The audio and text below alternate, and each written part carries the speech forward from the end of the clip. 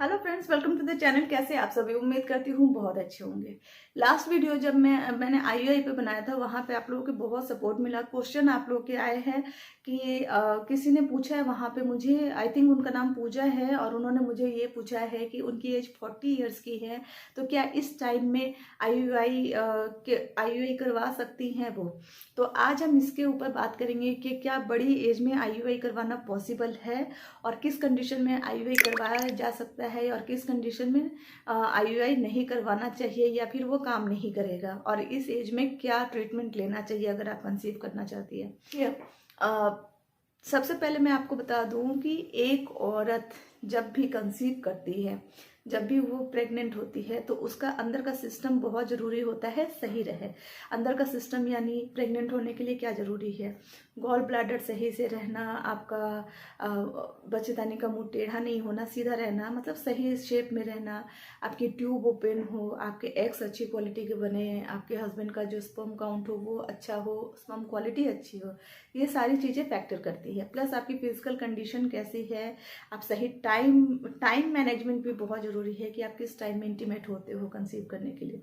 ये सारी चीज़ें बहुत ज़रूरी होती हैं उनकी, कि उन्होंने जो क्वेश्चन किया है कि क्या वो इस एज में कंसीव कर सकती हैं।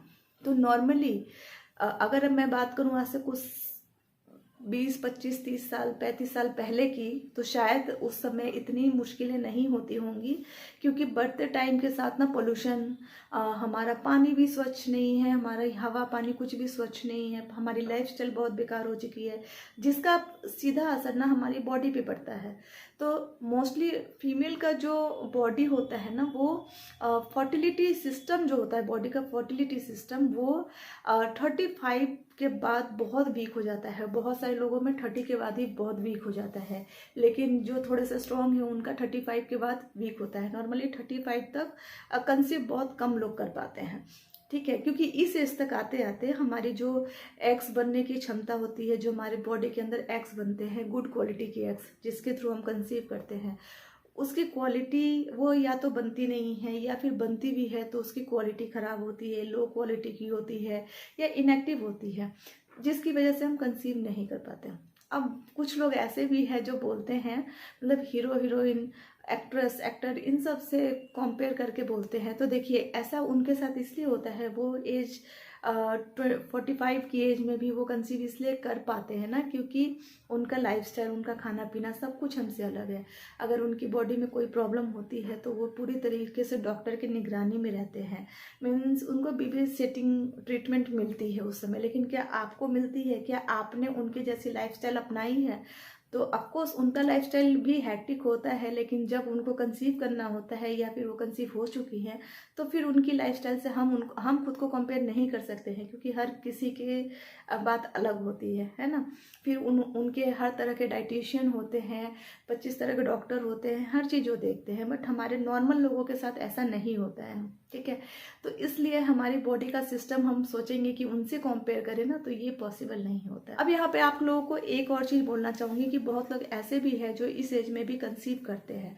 तो इसका रीज़न ये होता है कि अगर वो कंसीव कर लिए इस एज में, तो सबसे पहले उनकी बॉडी का सिस्टम सही है, यानी कि सबसे पहला चीज़ जो ज़रूरी है कि उनकी जो एग्स है वो सही टाइम पे बन रही है, सही क्वालिटी की बन रही है, सही साइज़ का बन रहा है। ये तीनों चीज़ फैक्टर करता है।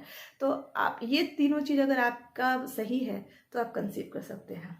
दूसरी चीज़ ये है कि अगर आप 35 को हो, तो आपके हस्बैंड भी इसी एज में होंगे या इससे बड़े होंगे, तो उनका भी जो स्पर्म क्वालिटी है वो मायने करता है, स्पर्म काउंट मायने करता है। तो उनका जो स्पर्म क्वालिटी है उसके अकॉर्डिंग भी ये सारी चीज़ें निर्धारण होता है। क्वालिटी सही होना चाहिए, काउंट सही होना चाहिए, जो स्पर्म है उसकी स्विमिंग कैपेसिटी अच्छी होनी चाहिए, तो ये भी फैक्टर करता है। इस एज में जाकर अगर आपके ये दोनों चीज़ें आप में ठीक है, तीनों चीज़ें, और आपके हस्बैंड में ठीक है, तो आप ऑफकोर्स कंसीव कर सकते हैं नॉर्मल तरीके से। अब रहा आईयूआई का बात, तो आईयूआई अगेन मैं बोलूँगी, आईयूआई ऐसा कुछ नहीं है, ये जस्ट लाइक नॉर्मल कंसीविंग की तरह है। जो लोग बॉडी फिट होते हुए भी नॉर्मल कंसीव नहीं कर पाते हैं, वो लोग आईयूआई के थ्रू करवाते हैं, यानी कि जो स्पर्म है आफ्टर वॉश वो आपके अंदर इंसर्ट किया जाता है और कुछ नहीं है, यही सिर्फ IUI होता है, दैट्स इट, कुछ भी एक्स्ट्रा नहीं होता है। तो IUI और नॉर्मल कंसीविंग जस्ट लाइक एक जैसा है, जस्ट आपके अंदर किसी पाइप के थ्रू, फेनल के थ्रू स्पर्म को इंसर्ट किया जाता है IUI में।